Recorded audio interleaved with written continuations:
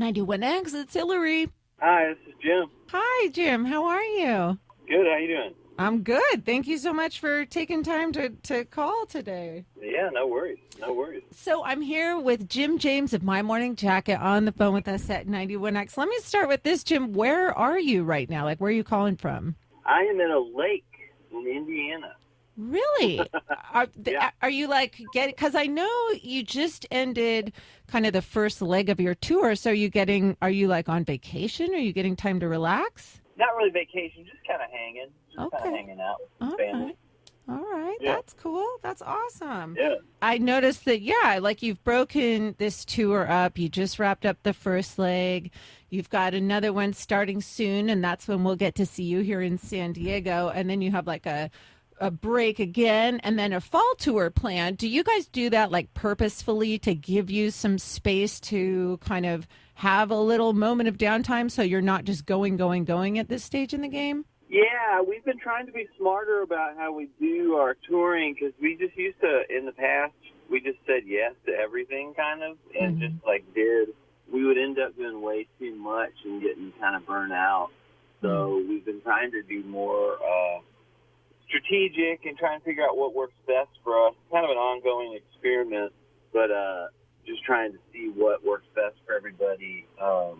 But yeah, it's definitely there's some strategy to it, trying to give ourselves time to take a break and stuff like that because it's so fun being on tour, but it's just so exhausting too, all the travel and stuff. It's just so you really have to recharge in between legs. That makes really good sense. Do you feel like it's kind of working for you this way a little better? And also, the first show back, like when you're kicking off a second leg, or maybe any first show of any tour, do you feel rusty or do you feel like more nerves, or is it just like getting back on a bike? No, once we've been back into the swing, it usually feels really good. If we've been off for a while, for like a couple months or longer than that, then you definitely feel kind of rusty, and we always have a rehearsal period before then when we get back together and go over stuff and rehearse stuff and figure stuff out again before we go.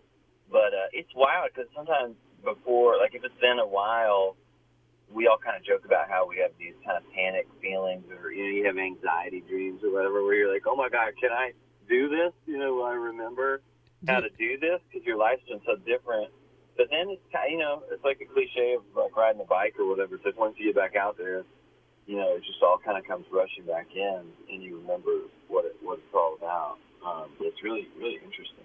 It is interesting, but yeah, that makes sense too. You can kind of settle back into it. I'm talking with Jim James of My Morning Jacket. They play the open air theater here out at State on the 22nd. I wanted to ask you about the Newport Folk Festival because I know you just played it and it wasn't your first time, but you had a couple special guests join you on stage this time, including Animal, who's my favorite Muppet. So I love that. Tell me about that show.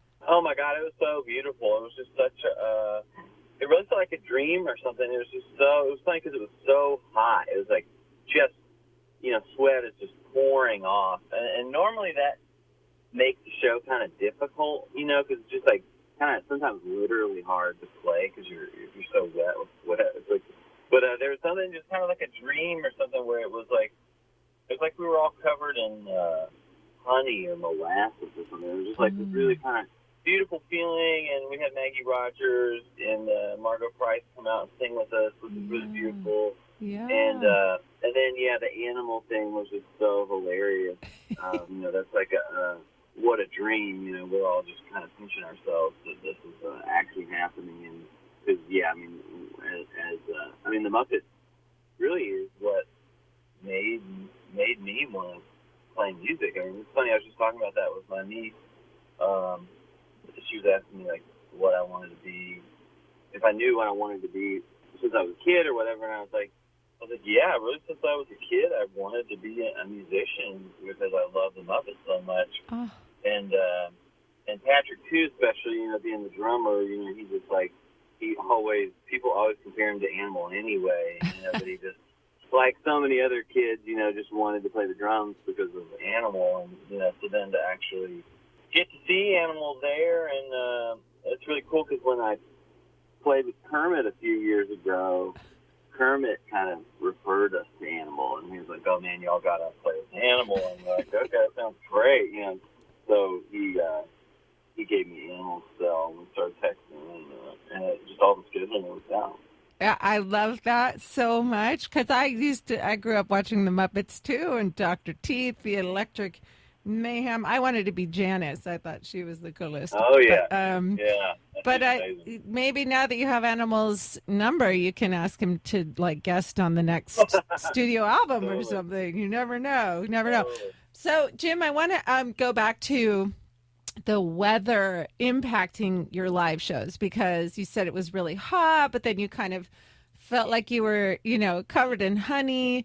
I went out to Colorado last summer. Our summer vacation was going to Colorado to see you guys, and we saw you at Dillon on like a Wednesday night, the little Dillon Amphitheater on the lake, and then we went to the Friday night Red Rocks show, and the wind was like howling at Red Rocks and it was totally Yeah. raining and stuff. And I remember like your hair was just like flying back. And as someone watching the show and experiencing it in the audience, like it was magical. Like it, and I know you just released your Bonnaroo 2004 set as a live album. That one was like a crazy storm too.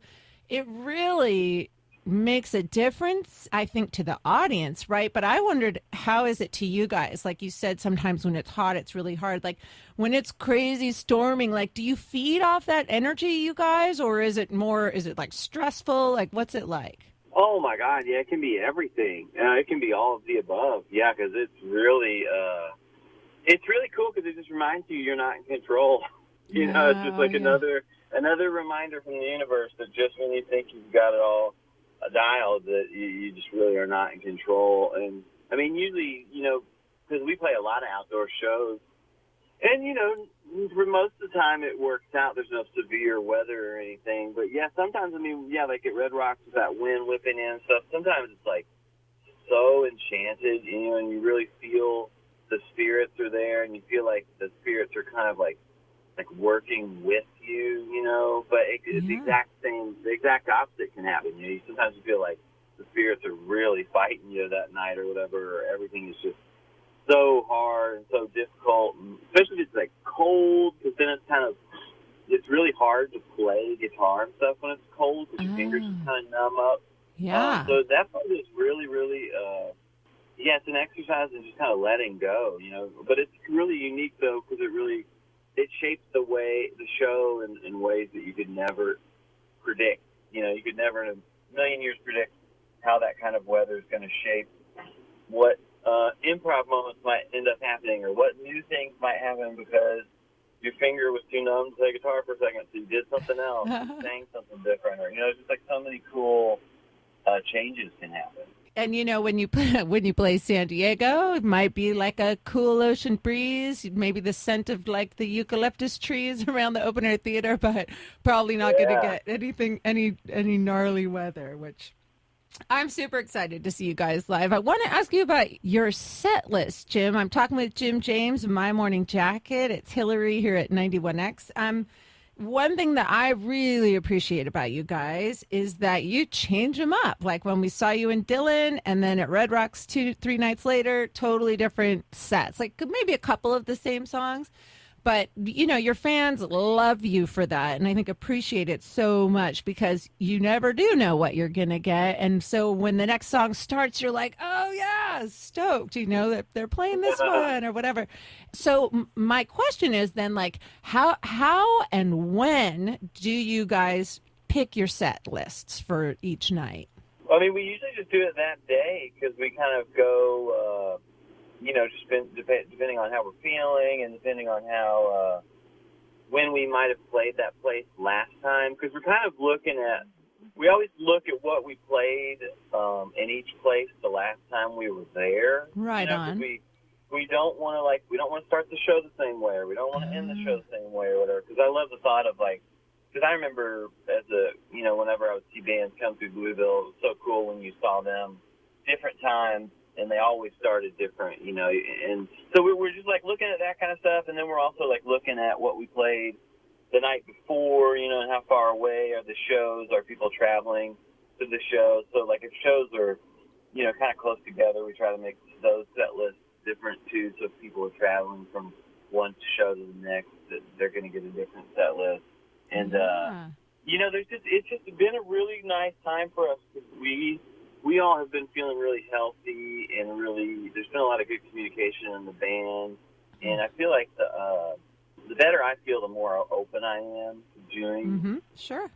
pretty much anything. And Bo, our keyboard player, has just been really good about really making us switch the set list up. And for years I had songs will just kind of go in my doghouse where I just don't really feel like playing them, or I don't feel like the emotion they bring or whatever. I just can't handle it or whatever. But I've noticed as I've kind of become more peaceful in myself, I've just been more open to anything, and I really am open to playing most anything these days. So that's made it a lot easier to really switch up the sets too, and it's been real helpful having Bo kind of weighing in more and kind of like, digging up more older songs and stuff like that, and just trying to constantly, now it's become this super fun thing where it's like completely broken open and everybody's like, now we're just deliberately trying to have as much fun as we can with it and really change it up. And so it's a really good time. That's so good to hear, Jim. That makes me so happy for you guys, and also even more excited for the San Diego date, because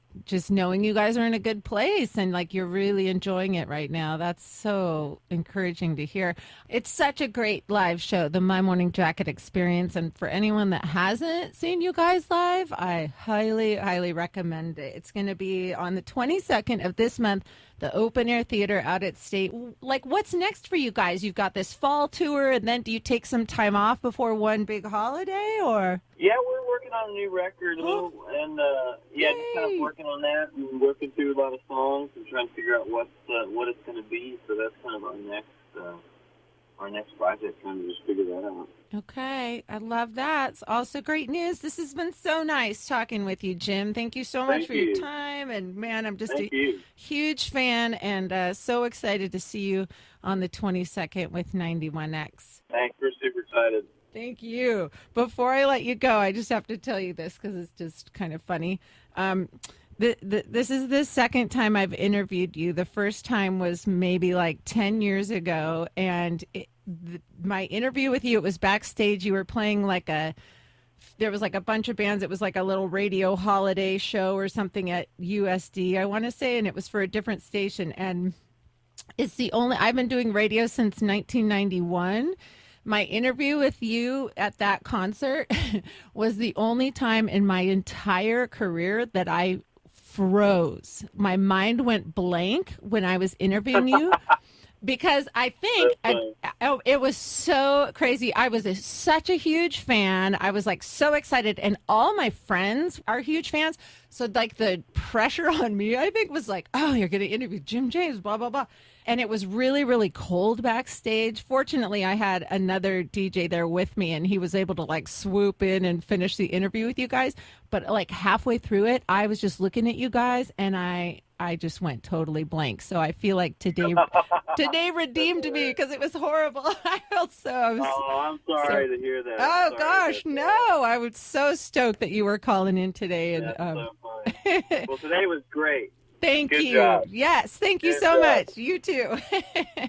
Great vibe. Right on. Well, thank you, and we'll see you here in a couple weeks. Thanks so much, Jim. All right. Cheers. Thanks. Bye-bye. Bye.